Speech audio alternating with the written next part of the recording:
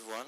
I'm glad to be here today to present you some results on the SAFE project conducted in MatéIS laboratory in collaboration with UCBL Korean laboratory, Symbiose laboratory, and also Institut Jean Lamour in Nancy. So SAFE, it's an acronym for Study of the Biological Behavior of PVD Thin Film Metallic Glasses and the Effect of an Ultrashort Laser Treatment.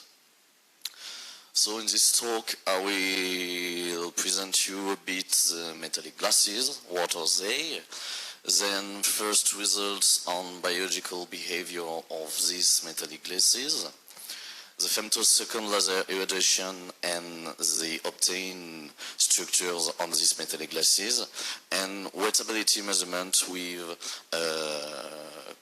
the environmental SEM measurements of condensation. Before some conclusion and perspective. So, metallic glasses are a class of unusual materials. They have very good mechanical properties, better than metallic alloys. I'm not a metallurgist, so I'm not the better to convince you of that, but they have very good properties. This comes from the amorphous nature of the metallic glasses without any crystallites. The absence of crystallites leads to an absence of joint defects, of joint grains defects. And these very good mechanical properties can be seen here with a very good restitution coefficient of the energy of, for example, bouncing ball on a metallic glass compared to bare metal. So why do we want thin film metallic glasses? They are studied since 60s in their bulk form, but the size is very limited. Even today, we can have cylinders of diameter of a maximum of 10 centimeters. And the synthesis is difficult with very precise chemical composition. We have to develop a complete new recipe if we want to change a bit the composition, and we need a lot of different elements, 4 elements at the minimum for bulk metallic glasses. So the possibility to have thin film metallic glasses permit to spread the metallic glasses into a lot of activities like MEMS, luxury, or for example, in this case, biological applications. So how to make thin film metallic glasses? As I said, they are a bit of unusual material because we want that several metal atoms to not form metal alloys. For this, we have to respect the confusion principle. The messier, the better. We want different atoms with different characteristics. And the method that is studied in this work is the PVD Manutech sputtering with a high quenching rate. Permits to fix the structure in this metastable amorphous state. For example, as I said, for the messier the better, in the zirconium copper binary system, we have 2 metal atoms which are different in terms of size and also in terms of provincial crystalline structure. So they have difficulties to bound to each other. And by controlling the deposition parameters of the thin film, we can control the atomic composition of these.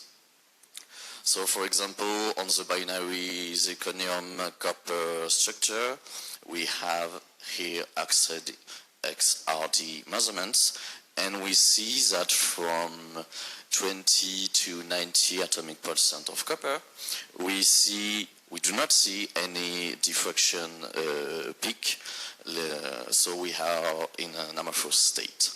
If we seek closely in the MET microscopy, we can see in some structures very little crystallites, or less than 5 nanometer in size.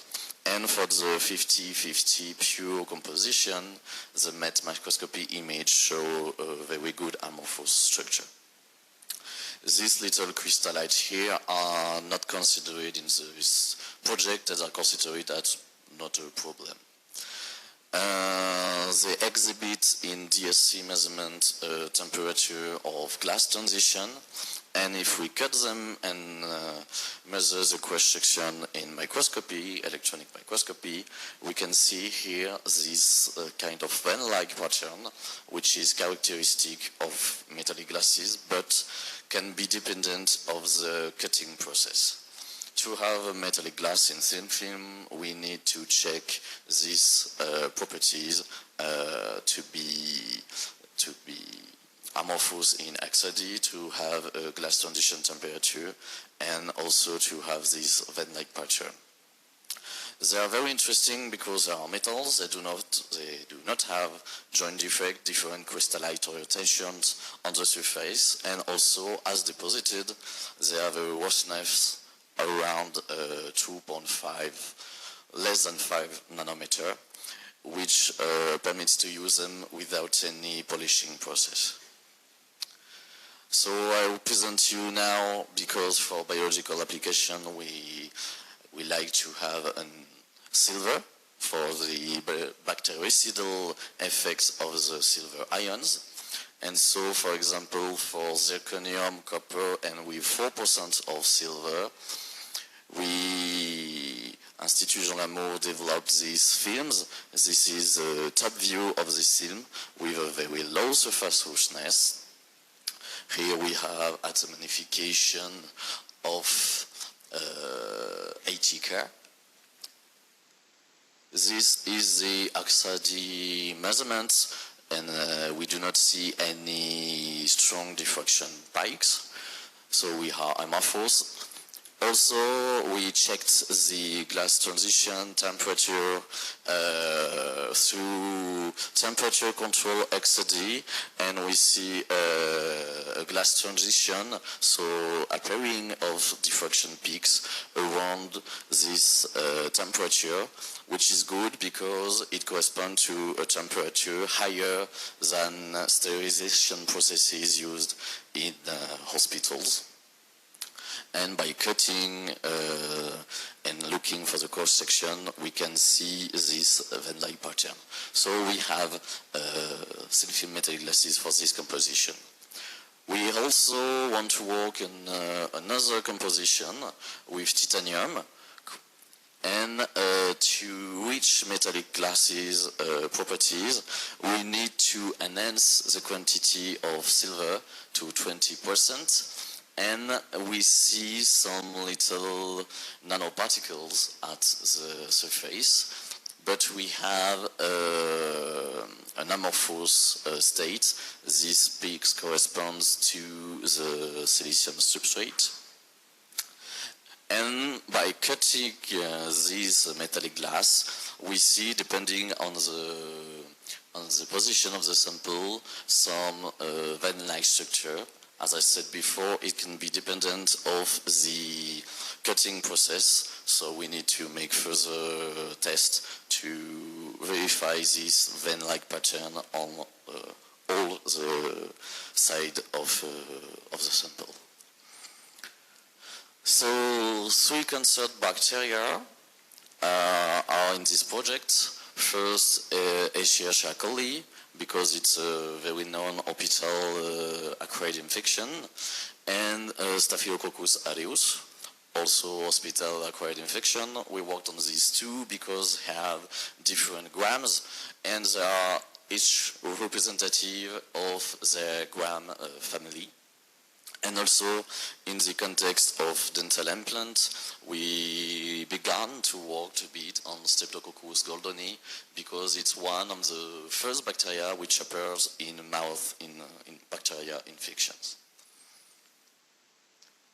Okay, so the bactericidal tests were made on mainly zirconium, titanium, silver thin film because they have a very good resistance to biological fluids. So the test consider in a test tube, only with bacteria, with a liquid field of bacteria, a test tube with a silicon control substrate, and another test tube with thin film metallic glasses on a silicon substrate. After 24 hours of incubation, we can dilute these fluids put it in boxes and began the cultivation.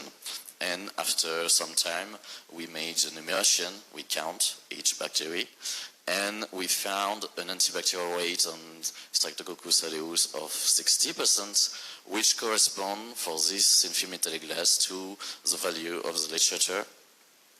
This difference in antibacterial rate are not very high because we do not, for now, made a lot of tests, and so in biological tests we have a lot of standard deviation. Okay, so for the other thin-film metallic glass, so zirconium, copper, silver, we made some screening of the femtosecond laser structures, which we can obtain in static mode. So with these parameters of the laser in infrared and linear polarization. So we can see here a map which color correspond to region of particular structure, with here the number of pulses and the fluency. So we can see some ablated or damaged structures, or melted points. I'm only considering the center of the impact. Here some little, I consider them some spikes, grooves, LSFLs, and we found also with single pulse, with a lot of pulses, but in single pulse, irradiation, HSFL structures in static mode. And here we can see some texture impact, so the LSFL type 1 structure with a period of 1.1 microns, perpendicular to the polarization direction, and also HSFL structures with a period a bit less than 200 nanometer. Okay, two texture impacts are interesting, but we are interested into bigger surfaces, so we need to have a scanning of the surface with a Galvor scanner here, with a maximum area of texturation of 44 by 44 millimeter square. It is good because we have a high maximal scanning speed. We can go up to the speed of the spot on the material is at maximum 3 meters per second, and we can easily control the covering of the pulse. But in that case, we have a problem. It is to know the total dose per unit surface.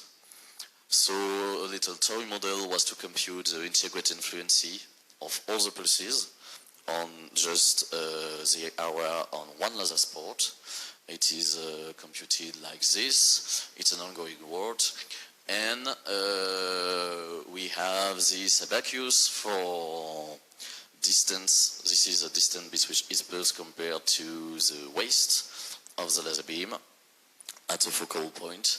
And the spacing in X and Y direction is considered here equal. So this permits us to have an idea of the total energy deposited on the surface.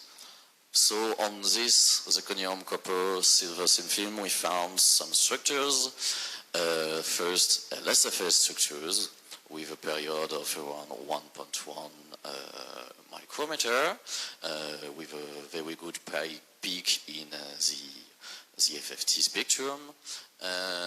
Also LSFL with some holes. If we have to found a period with these little chaotic holes, we have near 2 microns, perpendicular to the direction of the lines, and also some structure with deeper holes.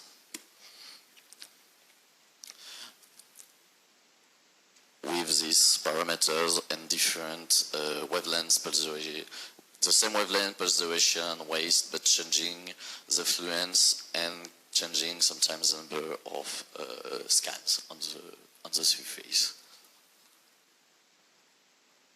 Okay, so now, before presenting you the wettability measurement in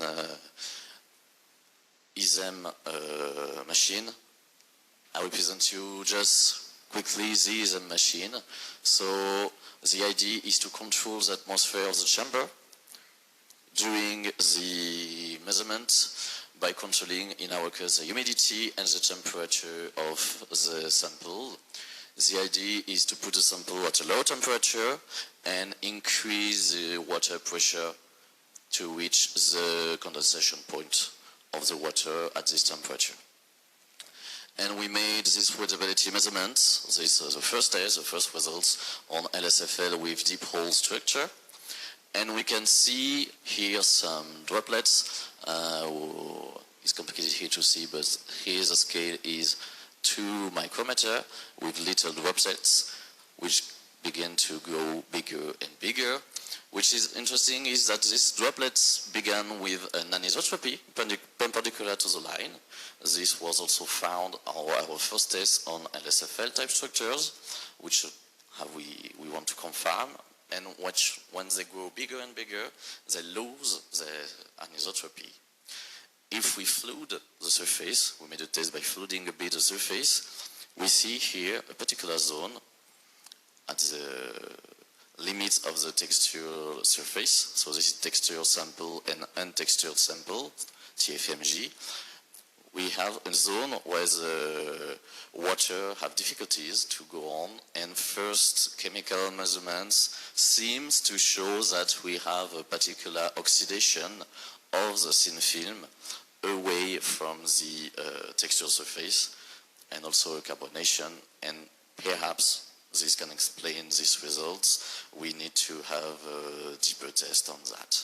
So just to conclude quickly, we have a PVD fabrication of several TFMG, bacterial tests on a type of TFMG. We need to make some other bacterial tests, and watchability is a measurement. So for the perspective, we need more bacterial characterization, the level of irradiation of the new zirconium, titanium, silver thin films, the water characterization in ISM and also in water contact angle.